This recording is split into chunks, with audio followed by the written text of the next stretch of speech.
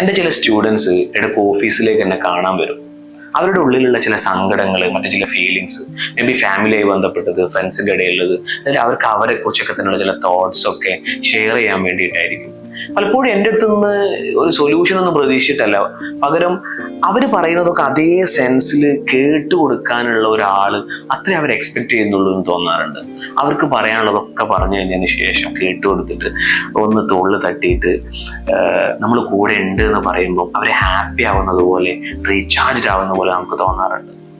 ഒരാൾക്ക് അയാൾ ഒറ്റക്കല്ല എന്ന് തോന്നുന്നതിനേക്കാളും വലിയ മോട്ടിവേഷൻ ഒന്നുമില്ല. പലപ്പോഴും വലിയ ഫ്രണ്ട് സർക്കിളൊക്കെ ഉള്ള ആൾക്കാർ തന്നെ ഷെയർ ചെയ്യാൻ ഒരുപാട് കാര്യങ്ങൾ ഉണ്ടായിട്ടും അതിങ്ങനെ മനസ്സിൽ കെട്ടിവെക്കാറുണ്ട്. കാരണം ഇന്നത്തെ ഫ്രണ്ട്ഷിപ്പുകൾ പലതും ട്രോൾ ചെയ്യുന്നതിലപ്പുറത്തേക്കും അല്ലെങ്കിൽ ഫണ്ട് ക്രിയേറ്റ് ചെയ്യുന്നതിലപ്പുറത്തേക്കും വളർന്നിട്ടില്ലേ എന്നുള്ളൊരു സംശയം. അപ്പോൾ നമ്മൾ രണ്ട് കാര്യങ്ങളാണ് ആലോചിക്കേണ്ടത്. മറ്റൊരാൾക്ക് ഒരു വിഷമം വരുമ്പോൾ ഉള്ളു തുറക്കാൻ പറ്റുന്ന രീതിയിൽ നമ്മളൊരു ഫ്രണ്ടാണോ, ഒരു സിബ്ലിങ്ങോ, പാർട്ട്ണറോ, ഒരു പാരന്റോ, ഒരു മെന്ററെങ്കിലും ആണോ എന്നുള്ളത്. അതേപോലെ തന്നെ നമുക്കൊരു വിഷമം വന്നു കഴിഞ്ഞാൽ അതൊന്നും ഉള്ളു തുറക്കാൻ പറ്റിയ ഒരു ഫ്രണ്ടോ ആരെങ്കിലും നമുക്കുണ്ടോ എന്നുള്ളത്